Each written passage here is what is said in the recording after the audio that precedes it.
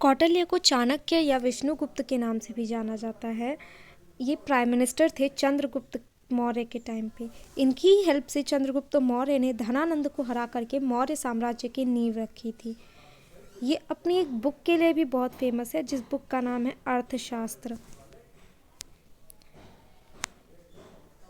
आज हम पढ़ेंगे इकोनॉमिक आइडियाज़ कौटिल्य के, जिसमें से फर्स्ट है हमारा वेल्थ।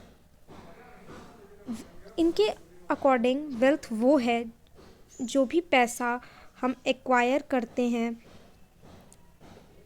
अर्न करते हैं, या फिर जो भी प्रॉपर्टी जो होती है हम लोगों की, प्रीशियस मेटल्स होते हैं या फिर लैंड वगैरह, जो भी, वो सब वेल्थ में आ जाता है।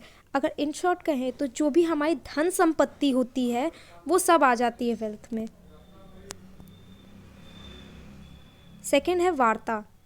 तो वार्ता में हमारा आ जाता है जितनी भी इकोनॉमिक एक्टिविटीज़ हैं, जैसे कि एग्रीकल्चर, एनिमल हस्बेंड्री, ट्रेड।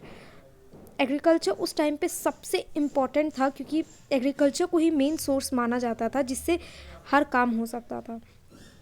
और एनिमल हस्बेंड्री कहते थे पशुपालन को।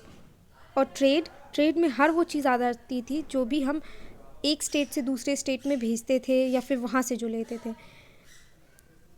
और कौटिल्य का ये भी मानना था कि हर राजा के लिए ज़रूरी है कि वो अपने देश के नेशनल इकोनॉमी के बारे में जाने, कि ताकि वो अपने देश के में क्या क्या ज़रूरतें हैं उन ज़रूरतों को अच्छे से समझे और उनको पूरा कर सके।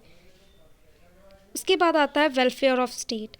कौटिल्य का ये मानना था कि जितनी भी चीज़ें हैं जो भी एग्रीकल्चर सेक्टर में हैं या फिर जो लोग भी ट्रेड सेक्टर में हैं, उन सब को कुछ कुछ टाइम पे सब्सिडीज़ दी जाए, कि ताकि वो अपना काम और भी अच्छी तरीके से कर सके और जितना भी तरह के काम हैं, इकोनॉमिक एक्टिविटीज़ हैं, वो और भी प्रमोट हों।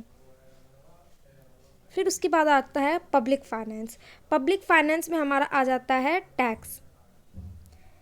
अब जो भी टैक्स उस टाइम पे लिए जाते थे वो आ जाते थे इसमें, और उस टाइम पर टैक्स को राजकर के नाम से बोला जाता था। कौटिल्य का ये मानना था कि जो टैक्स सिस्टम होता है वो पब्लिक पे किसी भी तरह का बर्डन नहीं बनना चाहिए। ऐसा टैक्स रखें, ऐसा टैक्स का अमाउंट रखें जिसको सब भर सके।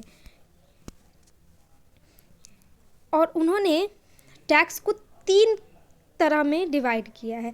पहला टैक्स उन चीज़ों के प्रोडक्शन से आता है जो कंट्री में बनाई जा रही हैं। पहला टैक्स इससे आता है।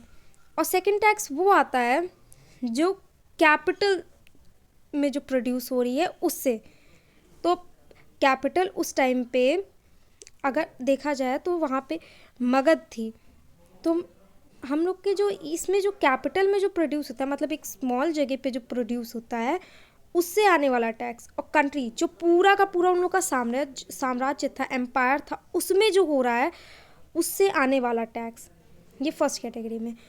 और थर्ड कैटेगरी में वो आता था वो टैक्स जो इंपोर्ट और एक्सपोर्ट से आते थे। यहाँ से कहीं और किसी और के राज्य में कुछ सामान भेज रहे हों तो वहाँ पे टैक्स देंगे, फिर वहाँ से जो यहाँ पे आ रहा हो सामान तो वहाँ से उन लोग से टैक्स लेंगे। तो ये सब आ जाता था थर्ड पार्ट में। अब पब्लिक फाइनेंस में जो टैक्स आता है, इसमें इन्होंने 2 चीज़ें बताई हैं। पहला, जो टैक्स हम लगा रहे हैं वो साल में एक बार लगाना है, और एक बार ऐसे लगाना है कि वो हमारे पब्लिक पे एक बोझ ना बने। और सेकंड, इनका ये मानना था कि टैक्स उस हिसाब से दिया जाए कि सामने वाले की देने की क्षमता कितनी है। अगर कोई अमीर है तो वो ज़्यादा टैक्स दे सकता है, लेकिन जो गरीब है वो तो नहीं दे सकता है। तो उस अकॉर्डिंग टैक्स को अप्लाई किया जाए जिस अकॉर्डिंग सब उस टैक्स को भर सकें। अब क्रिटिकल एस्टीमेट। तो क्रिटिकल एस्टीमेट में ये आता है कि पहले के टाइम पे इकोनॉमिक्स को मतलब एक अलग स्टडी के रूप में नहीं लेते थे। उसमें religion, ethics, philosophy, law, politics, public administration सब इंक्लूड होता था। तो ये एक प्रॉपर, या फिर हम कह सकते हैं प्योर इकोनॉमिक्स के रूप में हम इसे नहीं मान सकते हैं। प्योर इकोनॉमिक्स नहीं है ये। तो ये प्योर इकोनॉमिक्स नहीं है, इसीलिए हम लोग एडम स्मिथ को मानते हैं कि वो फादर ऑफ इकोनॉमिक्स हैं। बल्कि अर्थशास्त्र जो बुक लिखी गई है वो उनके भी बहुत पहले लिखी गई है, बट उस बुक को इम्पोर्टेंस हम लोग इसलिए नहीं देते जस्ट बिकॉज उसमें इकोनॉमिक्स के साथ साथ रिलीजन, एथिक्स, फिलॉसफी, उस टाइम की पॉलिटिकल कंडीशन, पब्लिक एडमिनिस्ट्रेशन, सब कुछ इंक्लूड था। That's it. Thank you for listening.